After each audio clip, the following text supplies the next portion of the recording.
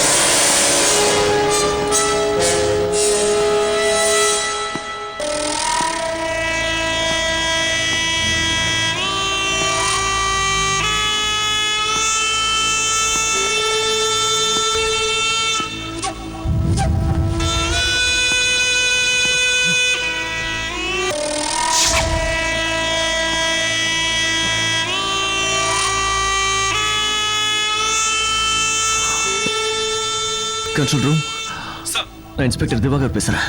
சொல்லுங்க sir. Doctor விஷயத்துல 2 பேர் கலெக்டர் அம்மாவை தாக்கிட்டு ஹாஸ்பிட்டல்ல இருந்து எஸ்கேப் ஆயிருக்காங்க.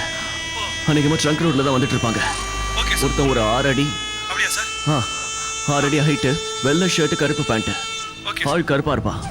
இன்னொருத்தன் கொஞ்சம் மாநிலமா pista green shirt, blue jeans. Height 5'6", 5'7".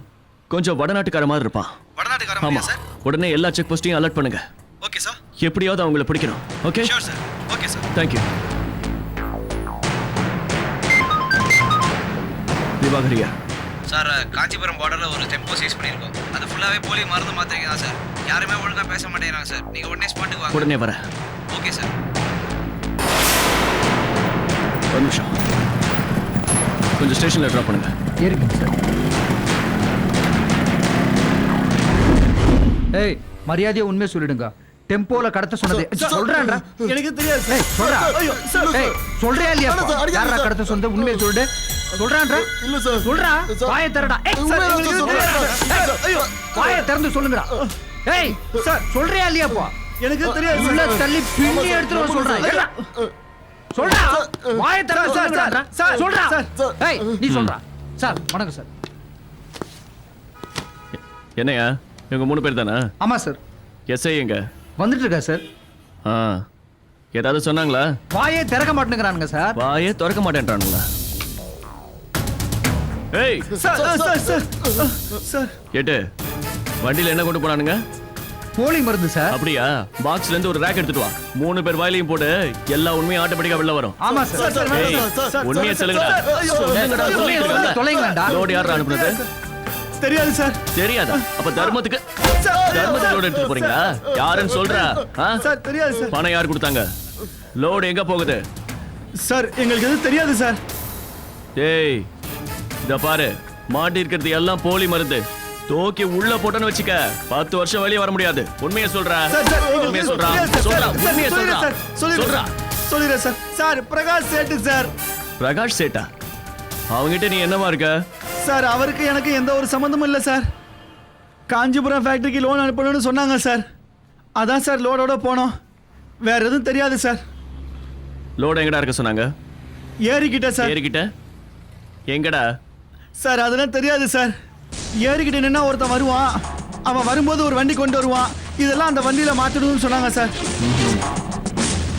கேட்டு 3 பேரையும் ஸ்டேஷன் கூட்டிட்டு போ. விசாரிக்கிற விதத்துல விசாரிச்சோன்னா எல்லாம் உண்மையை கக்குவாங்க.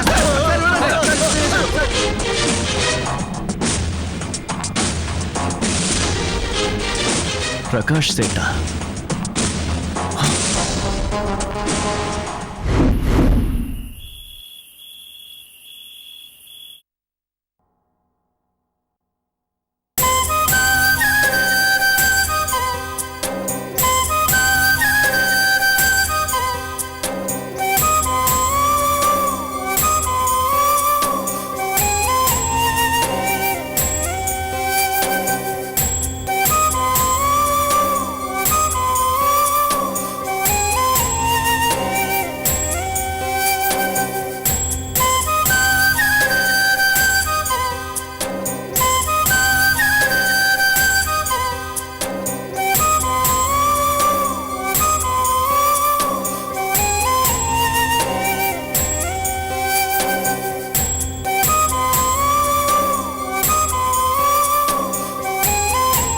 கோபி,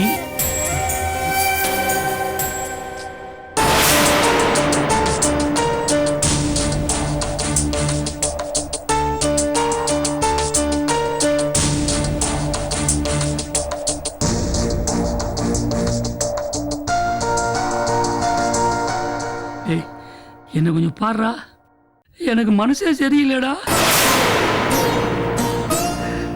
உன்னை என் பிள்ளைகள் கூட பார்க்காம மாடு அடிக்கிற மாதிரி அடிச்சிட்டேன்டா.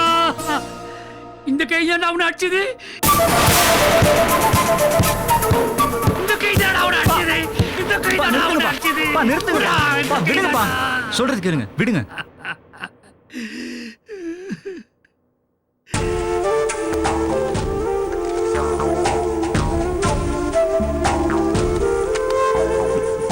கோபி, கோபி, என்ன மன்னிச்சிடறா, என்ன மன்னிச்சிடு. இந்த அப்பாவை மன்னிச்சிடறா. என் நிலைமையிலிருந்து எண்ணி பாடுறா. அந்த ஐயரு உன்னை ரொம்ப கேவலமா பேசிட்டான்டா, அதனால தான் அடிச்சேன். டேய், இதெல்லாம் நமக்கு வேண்டாம்டா. இந்த காதல் கத்திரிக்காய் இதெல்லாம் நமக்கு வேணாம். அவன் வேற ஏற்கனவே கல்யாணம் ஆகி விதவானவடா. உனக்கு என்னடா, நீ ராஜா வீட்டு கண்ணு குட்டிடா. டேய், உனக்கு நம்ம புவனா இருக்காடா. அப்பா, நான் விஜய உயிருக்கு உயிரா விரும்புறேன்ப்பா. நீங்க நினைக்கிற மாதிரி அவ மேல ஒன்னும் புதுசாலாம் லவ் வரலப்பா. சின்ன வயசுல இருந்து அவளை எனக்கு ரொம்ப பிடிக்கும்பா. நம்ம ஃப்ரெண்டுக்கு ஒரு பிரச்சனைனா நம்ம போக மாட்டோமா? என்னாலதான் அவ பேர் ரிப்பேர் ஆயிடுச்சு. தெரிஞ்சோ தெரியாமலோ ஊருக்குள்ள எங்களை பத்தி தப்பா பேச ஆரம்பிச்சிட்டாங்க. நானே அவளை கல்யாணம் பண்ணிக்கிறதாப்பா சரி. டேய், இவ்வளவு அடி வாங்கியோ நீ திருந்தலையடா. எடுங்கப்பா, பெல்ட் எடுத்து அடிங்க, என்ன சாவடிங்க. லவ் பண்றது தப்புன்னு நீங்களே சொல்லாமப்பா. அம்மா போனதுக்கு அப்புறம் எல்லாரும் வேற கல்யாணம் பண்ணிக்கன்னு சொன்னப்போ அவன் நினைப்பிலே வாழ்ந்துருவேன்னு நீங்க சொன்னதா நான் கேள்விப்பட்டேன்.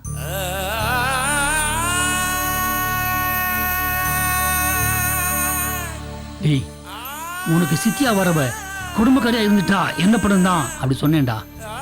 போய் சொல்றீங்கப்பா. நிறைய நாள் நீங்க தூக்கத்துல புலம்பிருக்கீங்க. அதே மாதிரி தூங்காம அம்மாவோட போட்டோ எத்தனை நாள் நீங்க பார்த்துருப்பீங்க. அவ என் பொண்டாட்டிடா, என் கூட வாழ்ந்தவடா. அவளை எப்படி நான் மறக்க முடியும்? அதே மாதிரி விஜய் என் ஃப்ரெண்டுப்பா. சின்ன வயசுல இருந்து ஃப்ரெண்டு. இப்போ நான் அவளை லவ் பண்றேன். புரியாம பேசாத. அவ விதவ பொண்ணு. உனக்கு என்ன தலையெழுத்தா? உனக்கு ஒரு அத்தை பொண்ணு இருக்காளடா. நான் உனக்கு கேட்குறேன்ப்பா, அது மட்டும் கரெக்டாக இருந்ததுன்னா நான் விஜயை மறந்துட்டு குணாவே கல்யாணம் பண்ணிக்கிறேன். நீங்கள் நியாயமாக பதில் சொல்லணும். என்னடா கேட்க போற? அப்பா, நம்ம அத்தைக்கு அவங்க புருஷன் சாகும்போது என்ன வயசு இருக்கும்? 20 வயசு இருக்கும். கல்யாணம் எப்போ நடந்துச்சு? அவளுக்கு 17 வயசு இருக்கும்போது. மாமா சாகும்போது குணாக்கு எத்தனை வயசு? 1.5 வயசு குழந்தைடா. அத்தைக்கு மறு கல்யாணம் பண்ணி வைக்க நீங்கள் முயற்சி எடுக்கலையா? எவ்வளவோ சொல்லி பார்த்தேன், அவ கேட்கலையே. புருஷன் செத்து 1.5 வயசு குழந்தை இருக்கும் போது உங்க தங்கச்சிக்கு நீங்க மறு கல்யாணம் பண்ணி வைக்க முயற்சி பண்ணிருக்கீங்க. ஆனா கல்யாணம்னா என்னன்னே தெரியாத வயசுல கல்யாணம் ஆகி புருஷனை இழந்து விஜய்க்கு நான் வாழ்க்கை கொடுத்தல என்ன தப்புப்பா?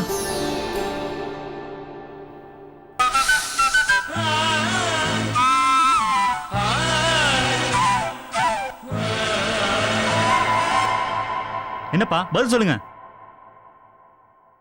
கோபி, நீங்க வேணா அத்தை கிட்ட போய் கேட்டு பாருங்க. அவங்களே சொல்லுவாங்க நீ விஜயை கல்யாணம் பண்ணிக்கிறான்னு. இப்ப நான் சொல்றேன்டா, விஜி தாண்டா என் மருமக.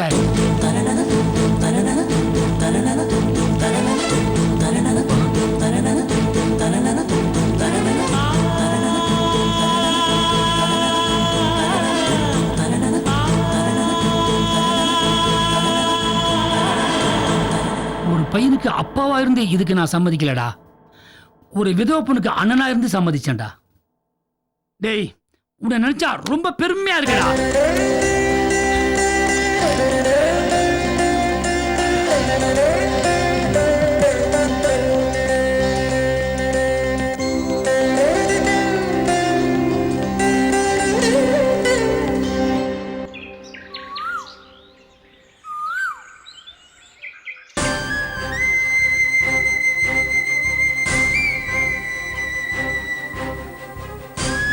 எப்படியோ அந்த ஏழுமலையை காப்பாத்திட்டான்.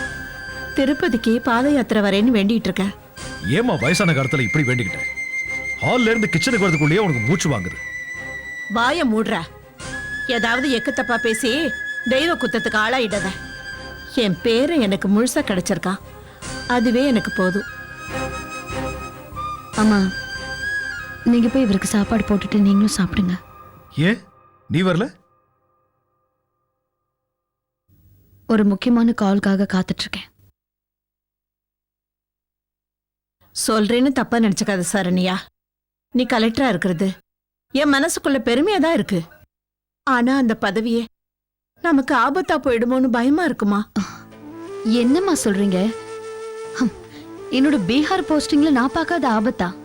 அப்ப நீங்க என்ன சொல்வீங்க எனக்கு?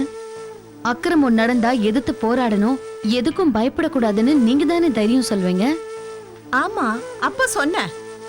அப்ப நவீன் வீட்டுக்குள்ள விளையாடிக்கிட்டு பத்திரமா இருந்தான். இப்போ ஸ்கூலுக்கு போக ஆரம்பிச்சிட்டான். உன் மேல இருக்கிற கோபத்துல அவனை குறி வச்சுட்டா நாம என்னமா பண்றது? கரெக்ட். அம்மா சொல்றது ரொம்ப கரெக்ட். நம்ம குடும்பம் சேஃபா இருக்கணும்னா பேசாம உன் பதவியை ரிசைன் பண்ணிட்டு வீட்டோட இரு. என்ன பேச்சு பேசுறீங்க? பொது வாழ்க்கைன்னு வந்த பிறகு இப்படி பயப்படலாமா?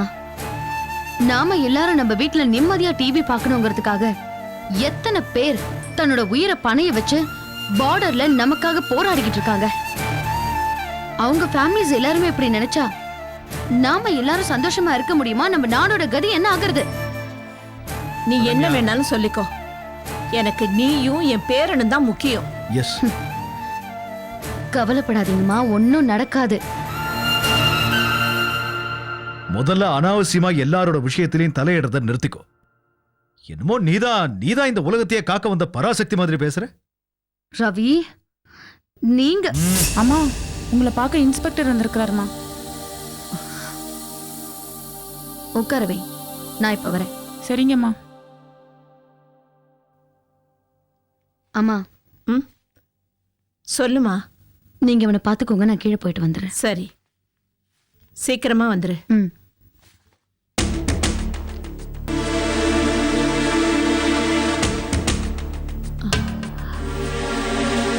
டேய், யாரா அந்த இன்ஸ்பெக்டர்?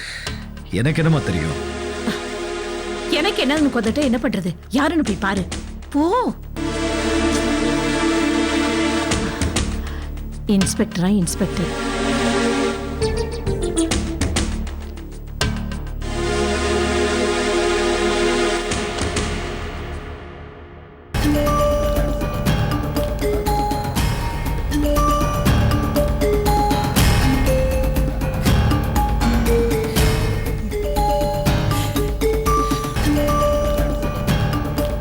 அம்மா வந்துட்டு இருக்காங்க. காஃபி ஏதாவது வேணுமா? இல்ல வேண்டாம்.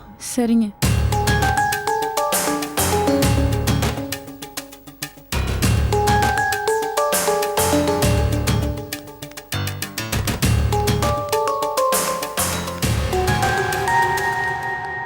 எஸ் இன்ஸ்பெக்டர், என்னாச்சு? சாரி மேடம், தப்பிச்சிட்டாங்க. மேடம், இன்னொரு முக்கியமான விஷயம். காஞ்சிபுரம் பார்டர் செக் போஸ்ட்ல வண்டியை நிறுத்தி செக் பண்ணப்போ நிறைய போலி மருந்தும் எக்ஸ்பயர் ஆன மருந்து கிடைச்சது. வண்டியில இருந்த 3 பேரை என்கொயரி பண்ணப்போ ஒரு பிசினஸ் மேக்னெட் இதுல சம்மந்தப்பட்டிருக்கிறதாவும், அது மட்டும் இல்ல, அவருக்கு சென்னையில ஒரு ஆள் துணையா இருந்திருக்காருன்னு இன்ஃபர்மேஷன் கிடைச்சிருக்கு. சீக்கிரமே இதுல சம்மந்தப்பட்ட அத்தனை பேரையும் கண்டுபிடிச்சிடுவோம். வரேன் ம்